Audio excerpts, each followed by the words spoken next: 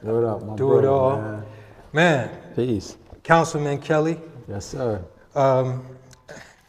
we gonna unpack this, man, because it's so much that I want to learn. It's so much that I want to ask you. So I know some people start off childhood, this and this and this, right? Yeah. But I'm gonna ask you this, man. We gonna touch on and we gonna unpack in different ways. But fire truck. Yeah. But look, We in a place where yeah. fires start. What gives you, and I'm gonna ask you this, how they talk to us sometimes, but what gives you the audacity to think that you can go from hip hop to politics? I love that word. I love that word audacity, right? Because why not have the audacity to believe in yourself? Why not have the audacity to become the person that you always dreamed of, hoped for, and wished to be? Why not have the audacity to become the person that you needed when you were that young person? I love to be audacious, man. Because if you don't have the audacity to have the confidence, to have the vigor, to become that thing, then who will have the audacity? They will have the audacity to tell you that you are not. So, I fight audacity with audacity. Nah, but that's why I asked you that. So growing up in a city, right? So talking about my journey, talking about your journey. So it's a young man like Nas, Nas got the song Staring Out My Project Window. So for Shout young out to men Nas. that see violence, and for young men that see despair, for young men that see pain, for young men that see trauma, and they say we are a product of our environment, but I like to flip that and I always say that our environment is the product, right? So you know better than anybody because you understand the floor plan of the community and what stores get put where and how our environments are shaped in boardrooms. So that confidence, that self-esteem, that audacity, how do you speak that to young men, not only in North but around the world? How did you not lose that? So of course being, a successful legendary recording artist, but before the councilman, before the recording artist, before all of that, how did you not, get swept away and believe in some of the things that they tell us or believe in some of the things that we see on the television or on the movie screens? I call it manufactured thought syndrome. Like we see Menace to Society, we believe it, we feel it, we become it.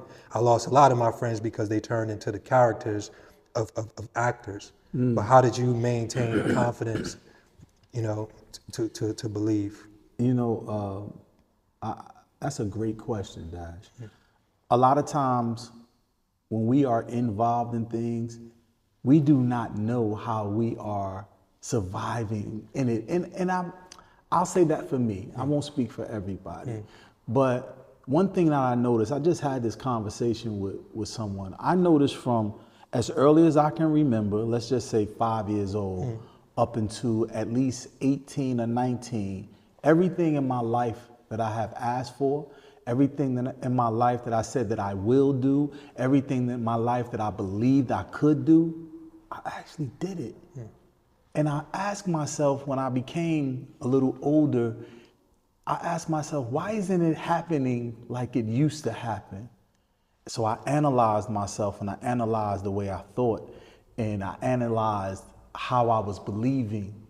And the difference that I came up with was now that I learned some things and I had experiences about things and I knew what potholes were and I knew what vices felt like, it created small amounts of doubt where there was no doubt before. There was no doubt that I was a superhero.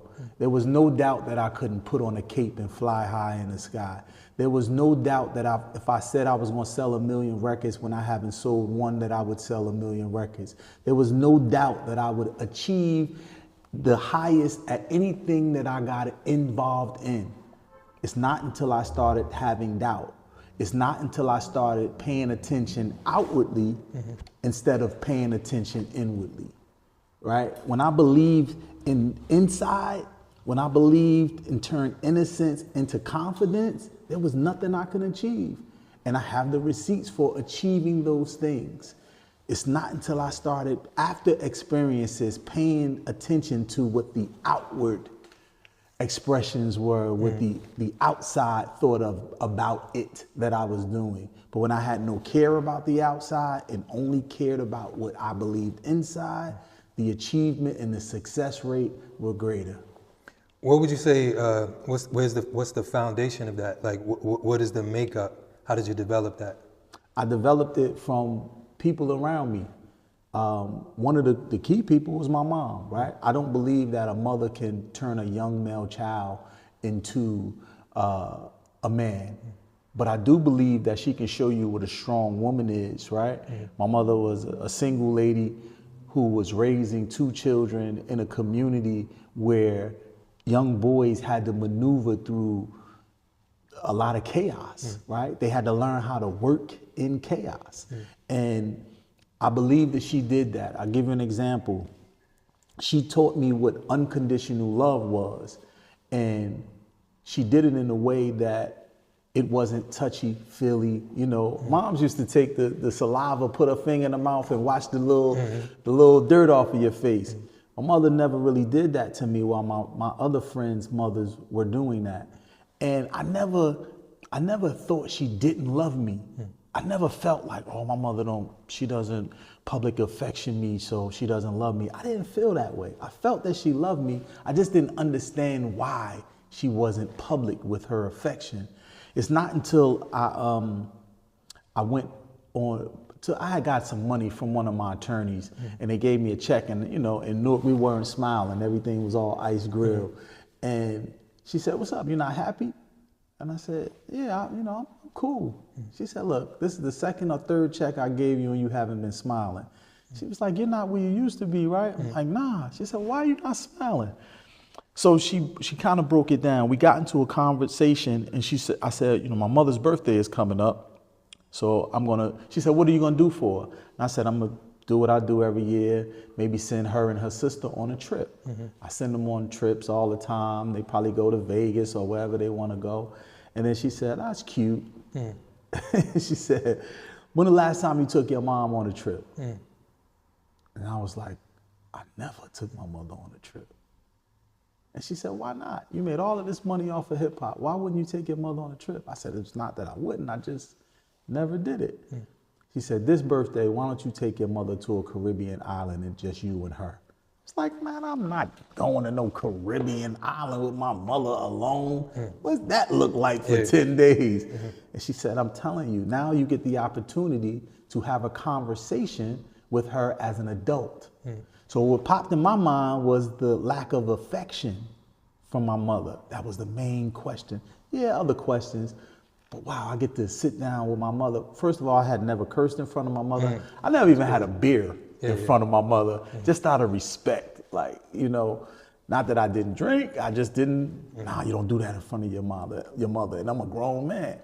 So I took my mother on this trip to, where did we go? To, whatever it was. We went to Caribbean island, 10 days. I get there, fast forward, my mother and I finally ordered that drink. I was nervous as I don't know what, in front of my mother. I had a drink, she ordered a drink, and we just had a conversation. I will always be her son, but it wasn't like I'm talking to my mother. I'm talking to my mother as an adult. And I never had a conversation with my mother as an adult. And I asked her that question. That was one of many questions that I asked her. I said, "Mom, I said, I know you love me, but why you never show me no affection?" And I feel like she gave me one of the realest answers, man. And it opened up so much in me. She said, "Growing up in a city like Newark, New Jersey, I couldn't show you affection when there was no man around to help guide you through that." She said, "I felt like if I would have showed you affection, I would have made you soft." She said, and where we grew up and where you had to maneuver through, you could not afford to be soft. And I worked a graveyard shift. I couldn't be there for you all the time. I couldn't be your protector and the provider. I couldn't be everything. So I needed you to be and grow into the man that you have become. She said, but the only way I knew how to do it at a young age was not show you affection so that it wouldn't soften you. She said, I believe affections, it deals with the vulnerable part of you, and I couldn't afford you to be soft maneuvering through these streets of Newark, New Jersey. When she said that to me, I was just like, that's deep. Wow. Wow on so many levels, right? Wow, because this is the only way she knew how at the time. Wow, because she was right. Our streets were difficult to maneuver through, and she wasn't there to help me maneuver through it, not physically. So I had all of those things that I was missing in my life, I looked for, so I searched for. That's why I still have mentors to these days from different parts of life, and I looked for that, and I found those things I needed in other men that just moved through our city of Newark, New Jersey. And, that's to answer your question, that's how, I dealt with learning unconditional love from my mother in a weird way without her being affectionate. Because a friend of mine, I used to be with him every day. He asked me to take a walk with him a couple of blocks up from where we lived. Long story short, he got killed. He got shot in the head in front of the Chinese restaurant 2 blocks away from us. My mother's coming up on a bus, and she sees all of the people that I'm usually with, and she sees the chaos, the ambulance, the police cars. So she automatically assumes that I am with these people because I'm with them every day. She jumps off of the bus. She doesn't see me. She sees asking everybody where I am. They're going crazy. She doesn't know. She sees them put the sheet over the guy who was my best friend at 13 years old. She runs all the way home. I have a Walkman on my head. I have my back turned to the door. She busts through the door, and all I feel is her hugging me, And I'm startled. What's going on? And she said, something happened to your friend. And I'm like, where? I'm trying to run out. She holds me in. And she says, what kept you in this room today? And I said, well, I just wanted to write raps in my notebook. And my mother hated hip hop. She used to call it the boomity bap music. She didn't like the music. And she said, well, whatever kept you in this room today, I want to support it. How can I support it? She went to the sock drawer where she kept the rent. I think our rent might have been $650, maybe somewhere around there, back in the 80s. And she took $450, what it took to put me into the studio. And she put me into the studio. That's the day she taught me unconditional love. Because I feel like anybody that supports something that they do not like because the person that loves it, they love, and they support it, that's unconditional love, man. That's powerful. Yeah, man. Real quick, both of y'all, just turn a little bit towards, Each other? Yeah, because you're kind of like swinging away towards the Chairs. Yeah. No, so that's powerful. And we're going to keep everything live, sessions with Dash, cool. We're talking. So look, I have this question. Let's say, 10 years old, you're 10 years old. You have dreams, you have your, what was you doing? What was 10-year-old you doing? 10 years old, oof. What's the sneakers? The sneakers? Yeah. Oh, I was doing Deodoras. You got I the was Deodoras. doing Lottos. Yeah. I was doing spoilings with the Iceman. You got high top at the park. Oh yeah, I mean the high tops. We was doing the high top spoilings too. I mean you can't go wrong with Adidas too. We was doing Adidas. So look, I want you to envision that. I want you to feel that. 10 years old. Boom. What were you doing at 20 years old? What was the hairstyle? What was the shoes? You know what I'm saying? Were you signed already at 20? 10 years old, I had just got. No, 20. 20. Were you signed? 20. Yeah. Yep. I had just got signed. All right. So your 10-year-old self, your 20-year-old self, they meet. Wow. What's the conversation? Yo, you just bugged me out because I just was in the studio with K-Def and Vic Shades, and I'm doing a song called Identity Theft. And it's me talking to my younger self, and at 10 years old, I had just got my first job working for Mr. Hair, a barbershop, sweeping up hair in a barbershop. The thing about like when we talk about our past, I always say, and not to say our past is associated with trauma, but like our past sometimes and trauma is like music. Yes. Right. So when you hear a song, it takes you right back to that space. So as you talk, Yes. I see you seeing it, envision it. You know what I'm saying? Yo, it's funny you say that, man. Like, I'm gonna walk you through it. 10 years old, I got a job sweeping up hair in a barbershop. I used to get paid $2 a day, right? To sweep up Monday through Friday. At 20 years old, I got a new job. I had just signed a contract with my brothers, man, Lords of the Underground, Mr. Funky and Lord Jazz. And $1 million doesn't come with any instructions, and it's not even really $1 million when you include everybody else in it. The trauma that I remember at 10 years old, we're driving up to my job. I spent the day with my uncle Darryl, who was like my favorite uncle, who I wanted to be like. We're driving up. He has this Pacer. If you know what the old cars was, a Pacer. I think that was the bubble car or whatever. We're driving by a park, Velsburg Park on South Orange Avenue, which now my headquarters, we sitting in the headquarters. We're driving past this. Mr. Hare was right on this corner. That's crazy. Now I have my headquarters here. But we're driving up. He sees a guy walking by Velsburg Park. He rolls down the window. It wasn't no electric windows or anything. He rolls down the window, leans over, rolls it down and said, "Hey, yo, nigga, yo." And the guy starts walking fast. He's like, "Yo, I know you hear me. Don't make me get out of this car." And the guy like, yo. He called, in the streets, they call my uncle Robin. And he's like, "Don't make me get out this car. Now get your stupid in." He gets in. He's shaking. He's nervous. I'm 10. He's just taking me to work. I see him. My uncle's talking to him, cursing him out. He's just driving, cursing him out. "You a punk. You soft. You this, you that." And then he looks back at me. He said, "Dude, you scared?" No, excuse me. They called me Prey at that age. He was like, "Yo, Prey, you scared?" I was like, I looked at my uncle. I saw he wasn't scared. I was like, "Nah, I'm not scared." I was nervous though. You know, I'm 10 years old. But when I saw he wasn't scared, I'm like, "Nah." He said, "Look this guy in his eyes." I look him in his eyes.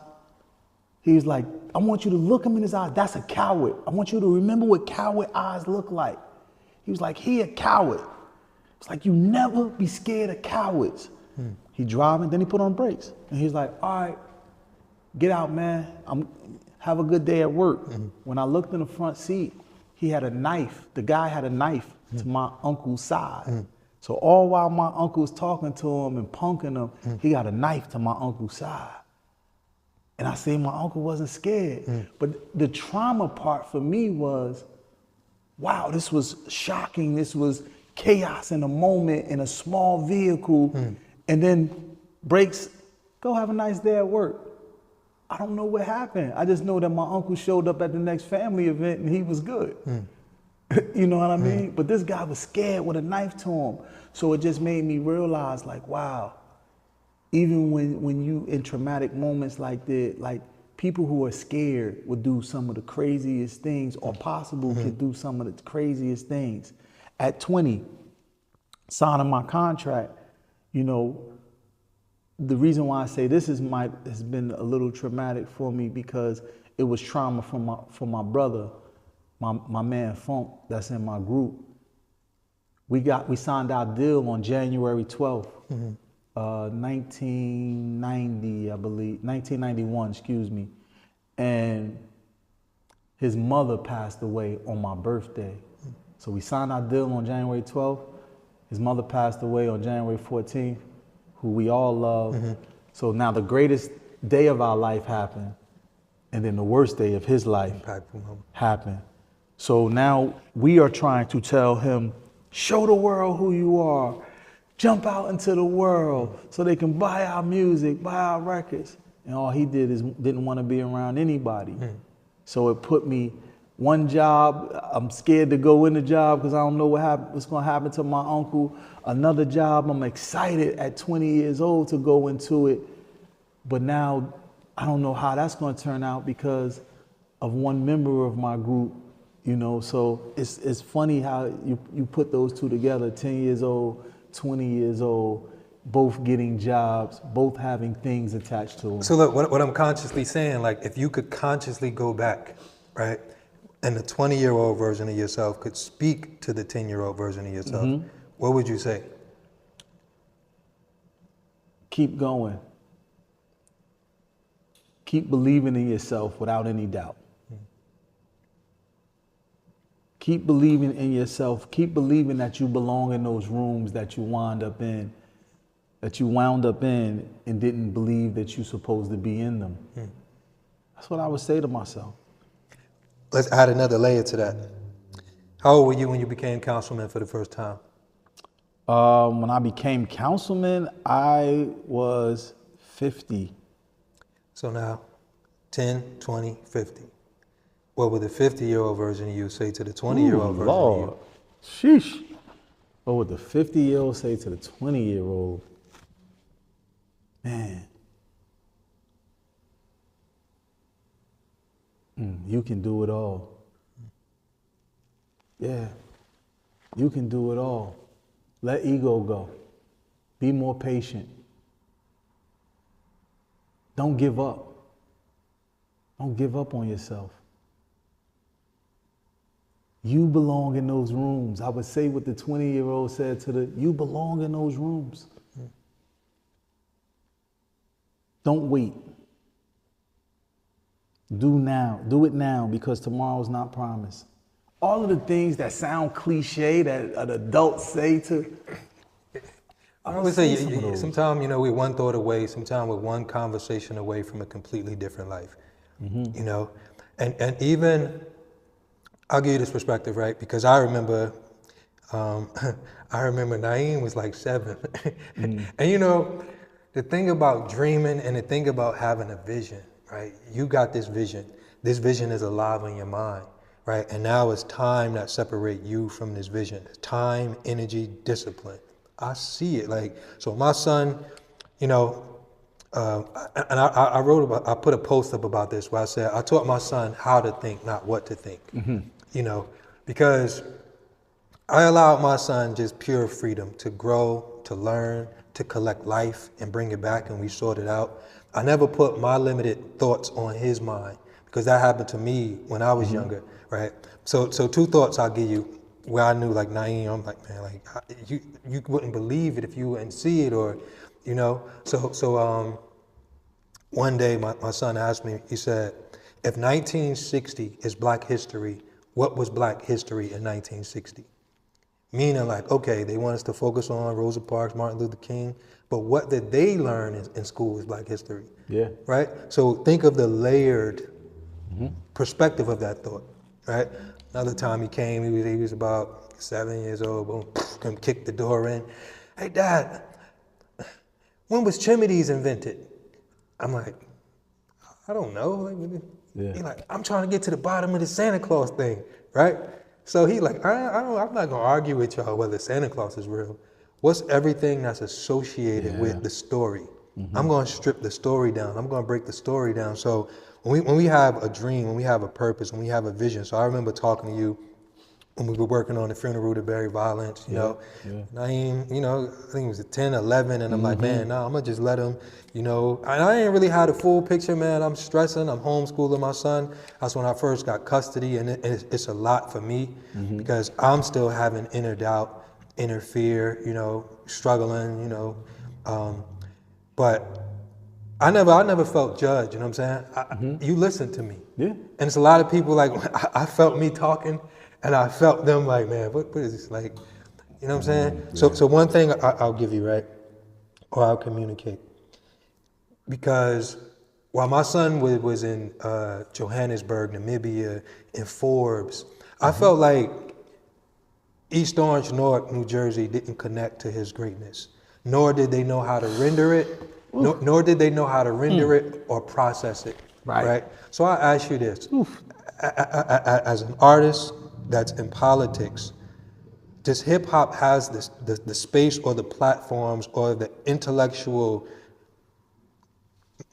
frame to process how big your success is? No. Man, I'm glad you asked that question, Dash, because I sit, when I ponder on things and when I vent to people who are in my life that I can vent to, this is a question that I have. I just said this today to one of my frat brothers who is here with me, my man L, that I believe I said it to somebody while he was in a car. I believe that hip hop is just now coming around to believe in me with politics. I think that they maybe thought that I was doing it to just extend my lifespan when it comes to something else. I think that they thought it was something else than being the power of the pivot, right? Than being something truthful that I believe in. And I didn't understand that because I believe hip hop has always been political, right? So it just seems that way that they would understand, but they didn't. There's people who I reached out to early on that wouldn't respond until they see certain things happen and then they'll respond. I feel like there was only a few people genuine, like Kango Kid from UTFO, rest in peace. There was Crazy Legs, rest in peace, from the Rocksteady crew. There were a few people who believed in what I was doing, but I didn't believe that they were all the way in. To answer your question, on the other side, I don't think that politics utilizes me for who I really am at all. Look, I always say if you have a message and it don't reach the people that need it, then your message don't exist. So I heard what you said. Hip hop, because it's like, I went through that with my son too, right? When I left the music business, shooting videos, like I literally looked at a thread on Twitter, like, oh, yo, Dash live and die. And I'm like, yeah, I'm looking. Oh yeah, right? I heard about that. So I'm like, my son in Forbes, we just was on Good Morning America. Right. This is bigger than battle rap. We in Africa. We got flown to Dubai from the Prime Minister. Right. It don't get no bigger than this, right? But this small box. Sometimes they say think outside the box, but it's some boxes that your future don't fit in. Yes. You know what I'm saying? So you in politics, and politics may be like, oh, it's hip hop guy. They do. And then hip hop like, oh, this political guy. So what are you doing? Because you are the trailblazer, you are an artist again. You have to paint this picture to marry it for both worlds that may not understand why they correlate. What I am doing is I am not stopping what I have been doing. And that's getting to the people, being a voice to the people, whether it's through my art or whether it's as an elected official in my city. But the main thing is that I will never stop being an artist. I will never stop being creative, right? One thing that we can't do is we can't define what being creative is. We can't define what creation means. We can tell you what it is not, but we can't tell you what it is because the way you create, the way I create, the way they create is entirely different. So I'm never gonna stop being a creator. I am a creator. In any space that I get in, I will create that thing, that something that fosters change within, that floods to the outside. As an artist, when I got on camera and had a pamper on, I didn't create that. I just recreated a feeling that I got from the the Funkadelics, you know what I mean? The Parliament Funkadelics and George Clinton, who is from New Jersey, even though the West Coast say, oh, that's their funk sound, but it's actually from New Jersey, right? So here it is, I put that, I wasn't scared to turn that innocence into confidence and show the world and bring this animation out to foster change by utilizing words that 20 years later, people say, man, when I listened to you, I was about to kill myself. And I put on your album and I forgot that I was about to kill myself. It took my mind off of it. Or when a tattoo of a logo, Lords of the Underground, that I created in Amsterdam in a Mercedes-Benz taxi. I'd never been in a Mercedes-Benz that was a taxi before until I went to Amsterdam and created that. Now, 30 years later, around the world, people are walking up to me at concerts with their sons and their daughters and pulling up their arms just like I did to show me a replica of something that I created in my mind. So what I do is I create things that people want to be a part of. I created going into this space of helping my community just by voicing what I wanted to see. And then the people said, we want to elect you. I didn't realize that I was doing something that Tupac Shakur asked of me back in Orlando, Florida in 1994. And he said, if we can sell 1 million records, then we can turn those 1 million record buyers into millions of voters. He said, you should stay, don't move from where you live. I haven't moved. Yes, I wandered around. I've been to certain places, but I haven't moved. We're in my same community, literally right now. Literally right now.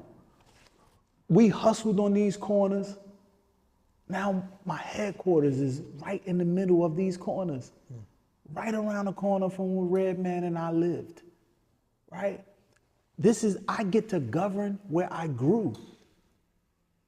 But in order to be able to govern where you grew, you got to go through some things. You had to have jumped those back gates. You had to have knowing that you can come out from 19th Street and wind up on Grove Street and walk around South Orange Avenue. You had to know that the back alleys and throughways and byways, not just the streets, but of the community, of the people in the community, what they need. I feel like when I get into a space, I utilize who I am to foster change in that space, whether it's music, whether it's movies, whether it's politics. And in politics, because I am a creator, I'm gonna always utilize art to foster change in our community. And I think that's why it's a great fit being with Raz Baraka, because he's an artist as well. He understands some of that. But I do believe that politics does not know what they have in me, right? And I face that because when I ruffle the feathers, people want to send me to the principal's office, or they go, oh, he's just a rapper. But they don't know I'm a rapper who went to Shaw University. And when we went to school, I have people that's coming up to me saying, we went to college because you did your videos at college and it looked like your college was cool. So anywhere I go, when we show up, we make people want to be a part of it through our creativity, through sharing who we are in that space. I'm sure you hear this, well, I'm not gonna assume, you know what I'm saying? But I'm proud of you, man. You know what I'm saying? I appreciate that, bro. Like, real talk. Cause look, I appreciate that. I'm telling you, bro, like, to land back at JFK or Newark Airport, bro, like, man, we was just in Tanzania and my son couldn't walk. They got posters of my son in Tanzania. Right.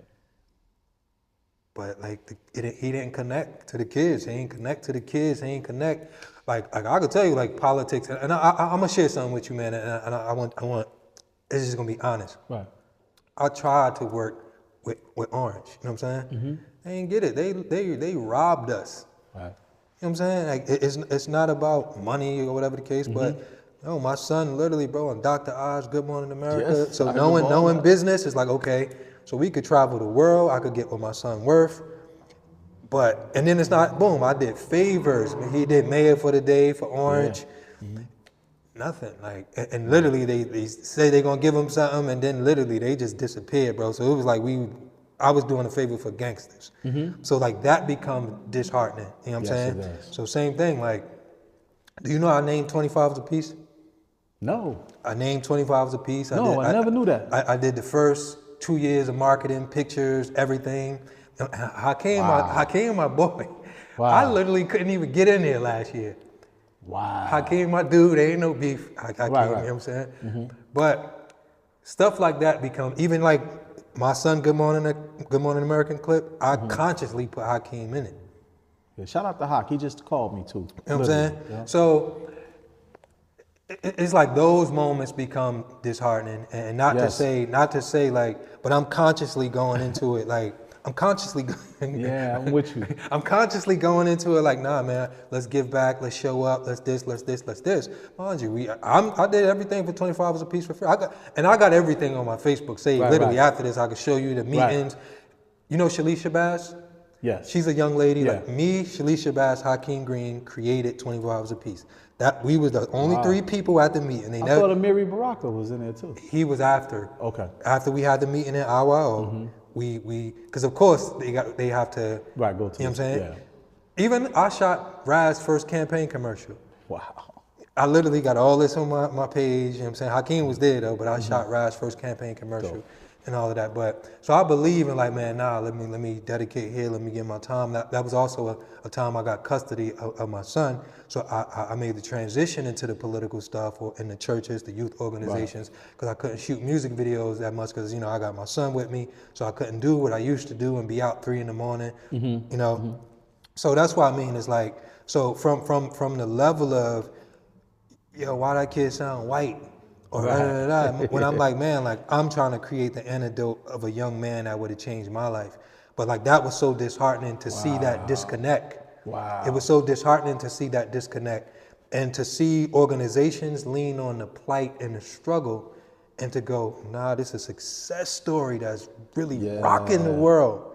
It ain't even matter, bro. I'm with you. So like I want to like speak to that with you.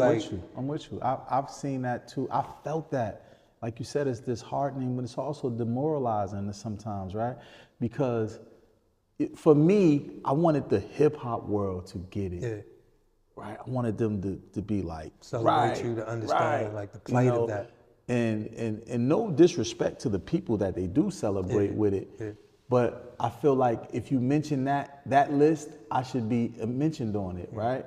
When you mention the Big Mics and when you mention the Nips and the Nipseys and all of that, when you mention my guy from what's my man from Houston?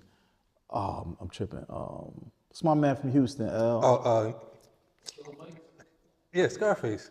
No, well, Scarface too, but Face showed me love. Face showed me love.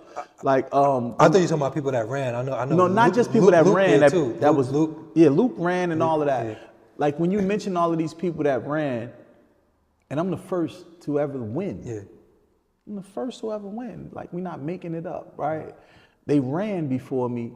I feel like they have to mention me because I won now. But I'm talking about when you mention people who have done things in their community even before.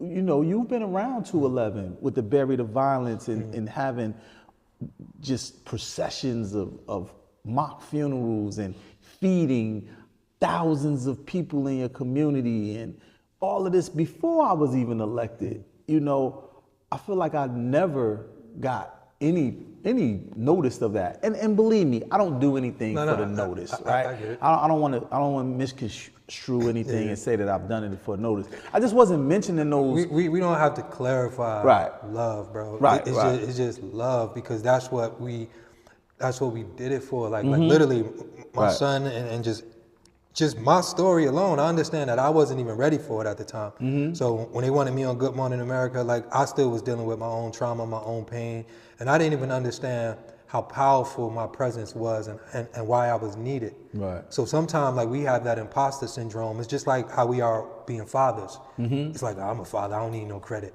Nah, but somebody watching need to see you. And that's just it. Somebody, and I believe that's why I wanted the love, right? I wanted people that were watching to believe that you can do this, even as somebody that's bigger than me. You know, if they have more fans, if they have more fan base, if they have more reach, more outreach, then that's why I wanted people to understand that you can do this too. even with me just writing a children's book, you know, you can do it all. It's talk about how you bounce back from failure as a child, right? And I just look for people to see all of these things, and don't get it wrong. Some people see it. Some people see it and they say, "Man, thank you." But I believe on the grand scheme of things of how I want people to see it, so we can have that much of a bigger impact. Sometimes it goes unnoticed, and I think though, as long as you keep your foot on the gas, as long as you keep doing it out of love, as long as you stay focused, you will start to get the love. Because I'm starting to get I give you this, right? Like I say this quote, don't judge the picture while the creator's still painting. Yes, right. You know what I'm saying? You have no idea that the masterpiece that you're becoming. Right. So unfortunately, sometimes we don't see our masterpiece. You know what I'm saying? It's painted after. Yes. You know what I'm saying? So you live in the legacy, you creating a legacy. And the thing about our chapters, some of our most painful chapters become the inspiration of tomorrow. Yes. It's like, oh, Martin Luther King. Hey, you know, Yeah. he got hit in the head with bricks. Like Yeah. the moments is like the worst moments of his life, but those are the moments that impact us and captivate us the most. You know what keeps me going too, Dash, a lot of times is, and the reason why I don't worry about it anymore is because I was around, how should I say it? I was around Busta Rhymes one time, right? And Bus came up to me, and you know, sometimes I see Bus and he might be in his own zone. I speak, "What up, Bus?" And he just stay in his own zone. It's nothing exciting, just "What's up?" He says, "What's up?" Well, this one time I was around him, I was with Farrakhan's granddaughter, and he was like, and I had got in my zone. I'm so used to him just being, not say what's up, but being nonchalant. I just, you know, stay chill. And he was like, "Yo, y'all know, let's do it all. Yo, come upstairs, do it all, listen to some music." And it was so much love, like I wasn't used to that from him. You know, just being honest, you know, he showed so much love. And then he was like, "Yo," and I had saw him at the Prudential Center. You know, Prudential Center, our backyard. So I run through Prudential Center. They show me love as an elected official. So I'm in the suites and I'm doing, you know, I'm there with the corporations and all of that. And he was up in there a couple of times. And this time he saw me, you know, "What's up?" Always love. But this one time we were out of that, he was like, "Yo, I saw the homie. He had on this type of coat. He had on these shoes. Yo, I saw you, homie. You was on it." And I was like, it bugged me out because I'm like, that was the night he just said, "Hey, what's up?" And I'm like, yo, they be watching. Yeah. They might not say nothing, but they be watching, right? And he's a legend. He's a superstar, all of that. But they don't, when you a superstar, a lot of times you don't realize if you big up your counterpart or somebody that comes from that, it makes them want to keep going too. You know what I mean? And say, "Man, I'm doing something right. Let me keep pushing this." Or it fuels them and say, "You know what? I'm going to make these dudes speak to me one day." You know what I mean? So I think that not just him, but a couple more people later, after I thought they didn't notice anything, has come to me and been like, "Yo, we see what you're doing. We see what you're doing." So that's what, even if I get no credit initially, that's what helps me keep going. You know what, too? And I'll give you this perspective. Like, sometimes we're in our own movie and we don't know that people love us enough to come be an extra. Yeah. You know what I'm saying? So sometimes, like, cause I fall in that space sometimes, like, and I'm just tunnel vision and from my mom's and everything, like, so I'll just lock in and cause I did amazing things by myself, just me, a camera, and I done did things like, where it's like, wow, man, like we really here, we really did this. But when I get around people, they're like, "Man, why you ain't," and it's like, "Damn, I ain't know you would have helped me," or, so sometimes we don't even know. Yeah. And sometimes you could look bigger in someone's eyes, so they don't even know how to ask you if you need help, because, cause, you know. That's a good perspective. Because this quote too, it's like, "Oh, you gotta dress like you need money," but it's like, damn, if I need money and I look like I got money, then they ain't gonna give me no money. You know what I'm saying? Hey, you need help or whatever the case. But it's like, and I feel you one of them people, man. Like for me, I could say, you know what I'm saying? Like whenever you hit me, you know what I'm saying, or just whatever you doing, like, you know what I'm saying? It's like, But of course, like people just be tunnel vision. We be tunnel vision. We be in our own world. That's true. So I want to ask you this though. Your first day, you sign your deal. You feel that level of success, that level of I made it, right? You know, they say how you do anything is how you do everything. That's right. Right? But I want to know, like, it's how you succeed in one thing is how you succeed in another thing. So I ask you this.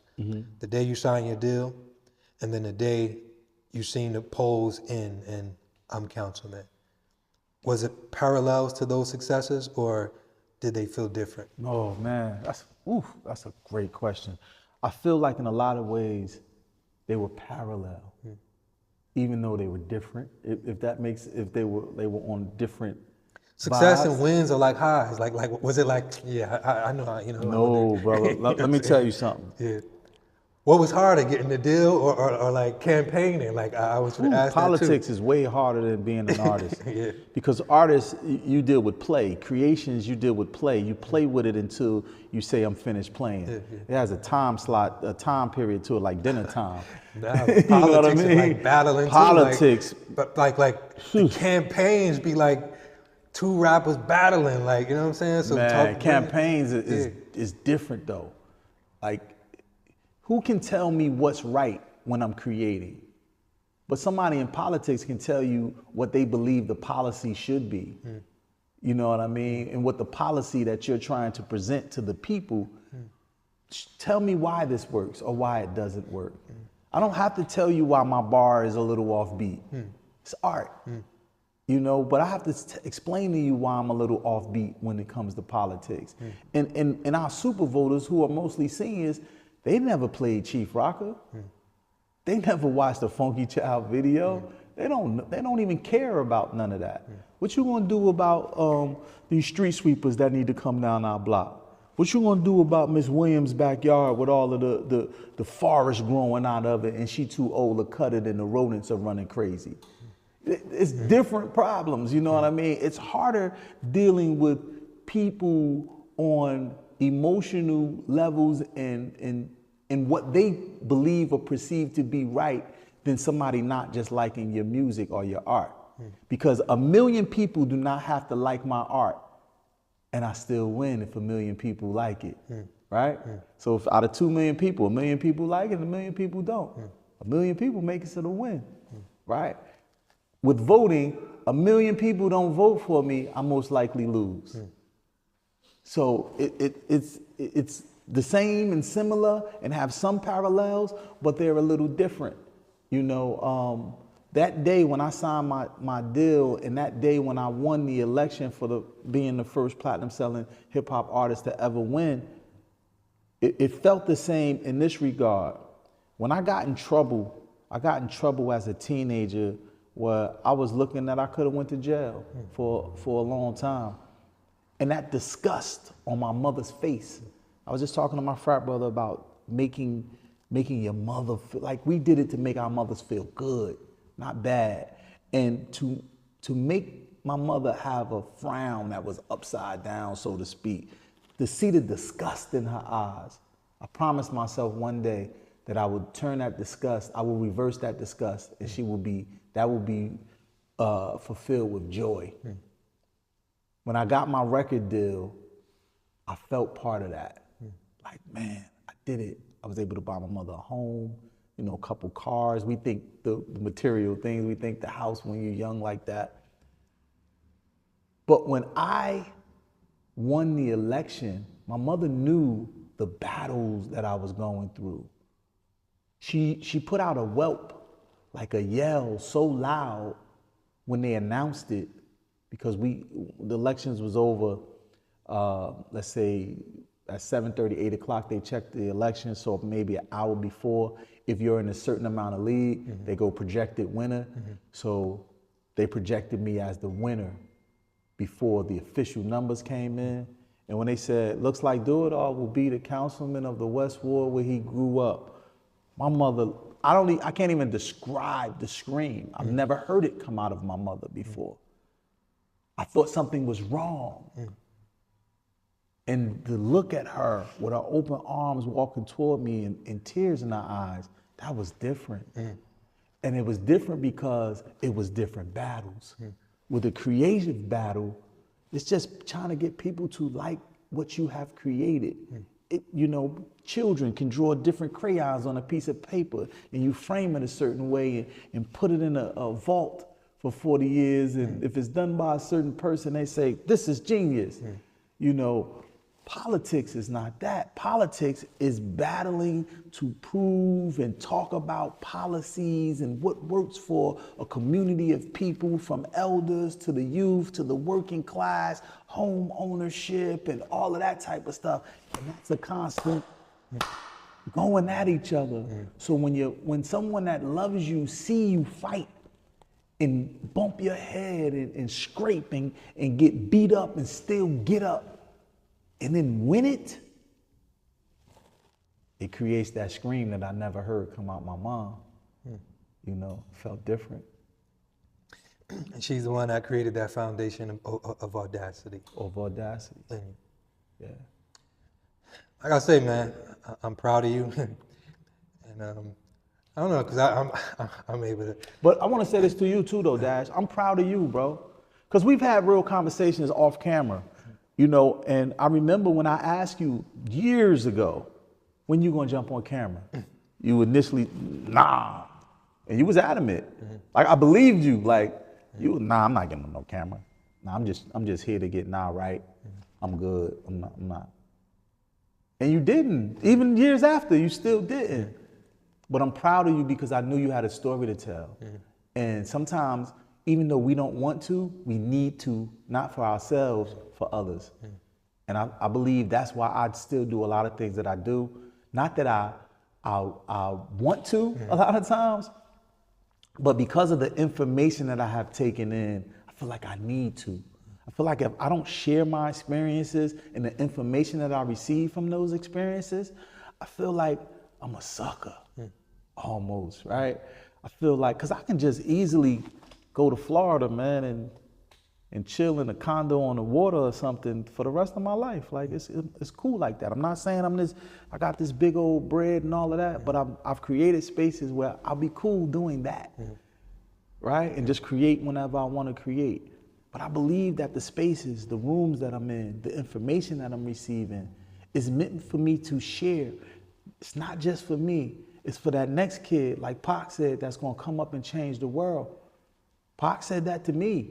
He said that, you know, we got to create those spaces. And I feel like that I'm continuing to create those spaces.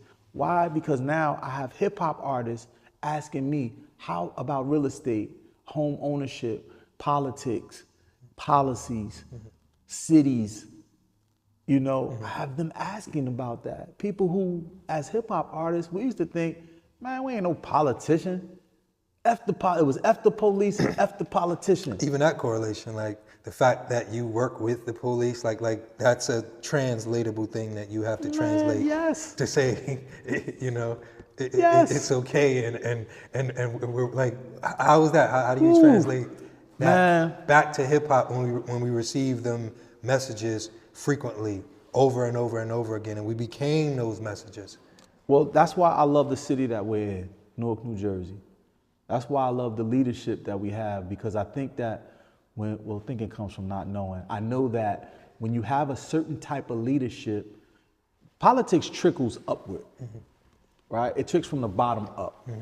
When you have leadership of anything, the people who are allowed to do certain things, it's not too far removed from their leadership. That's why they do it.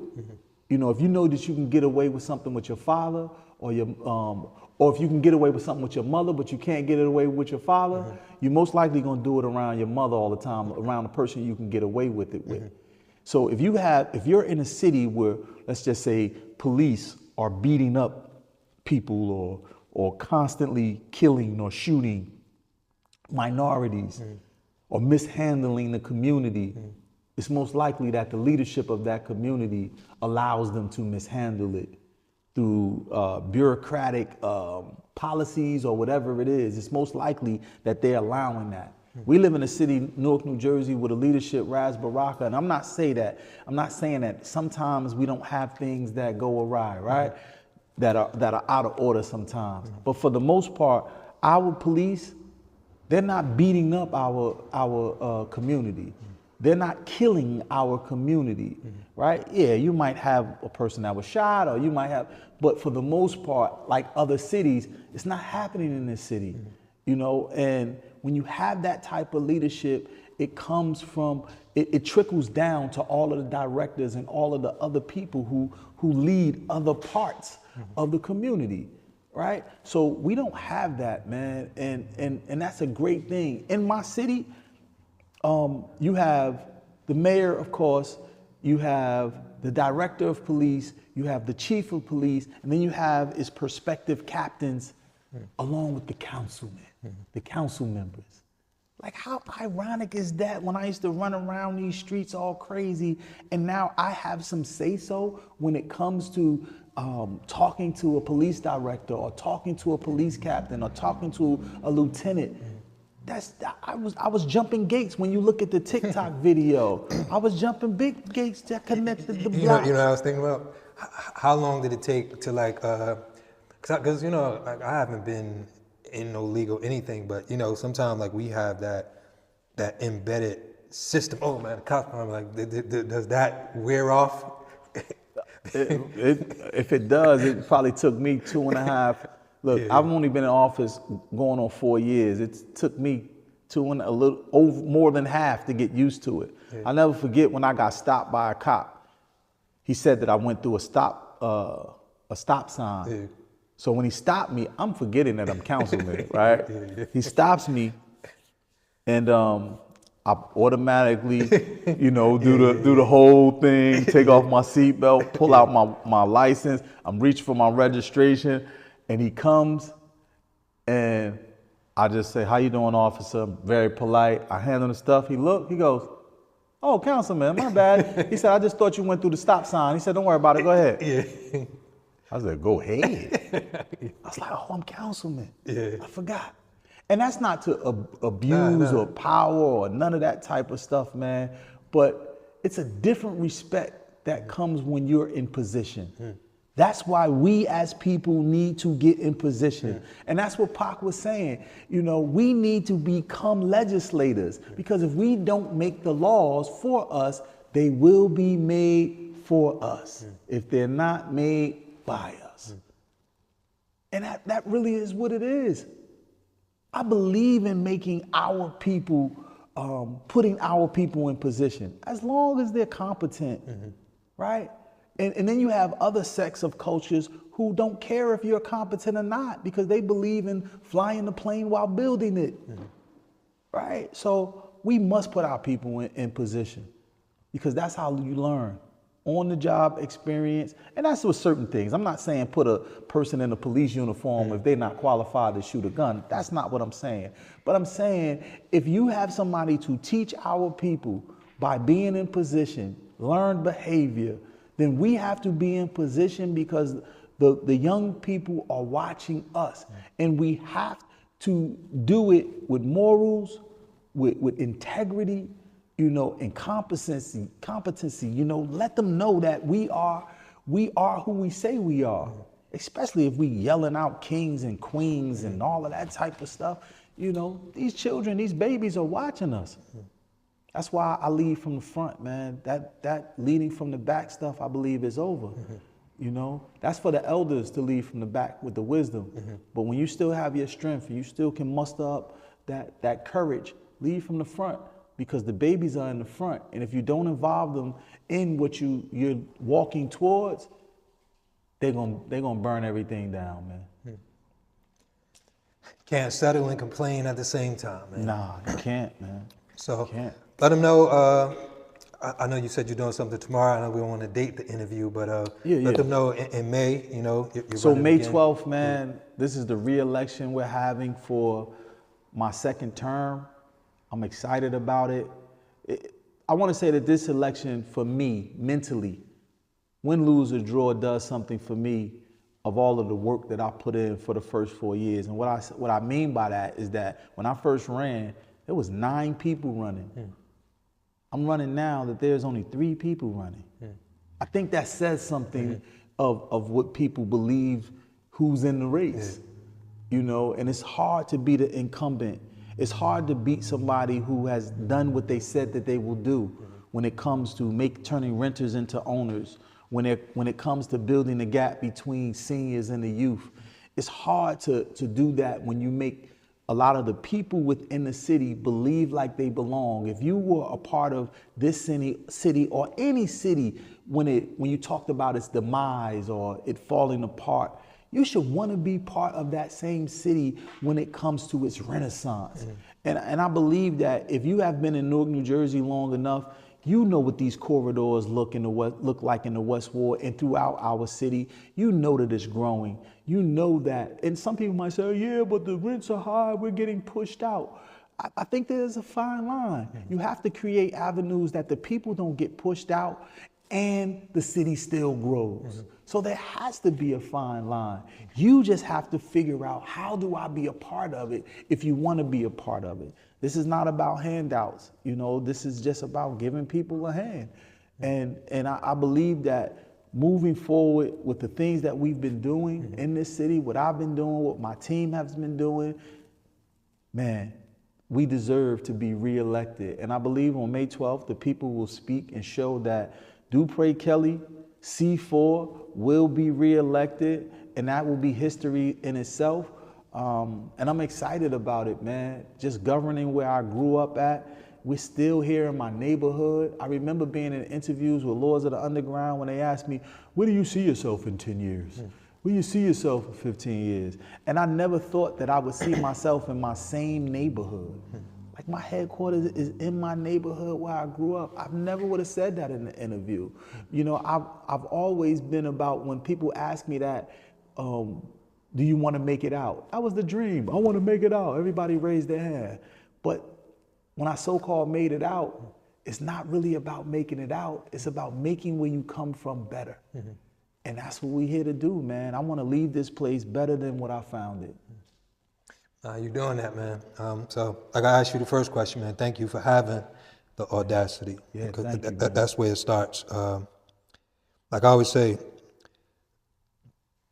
don't replace the mirror.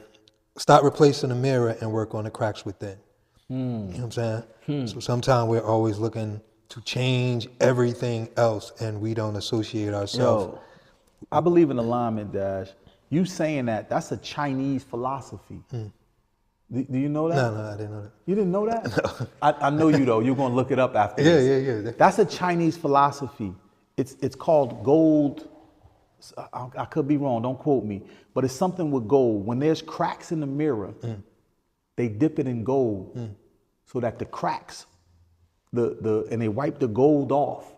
So only the cracks are filled with gold, and it's something like really royal and pristine that those pieces are worth invaluable in their country. So they dip the mirror in the art.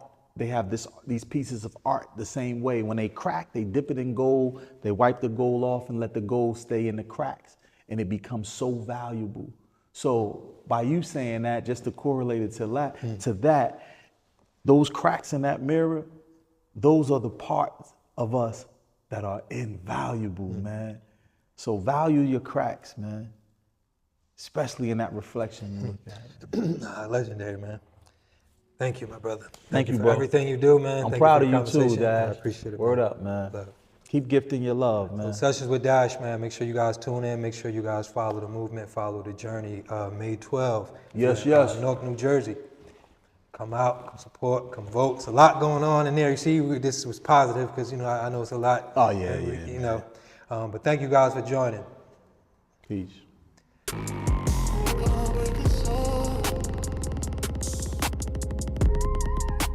Sessions, yes.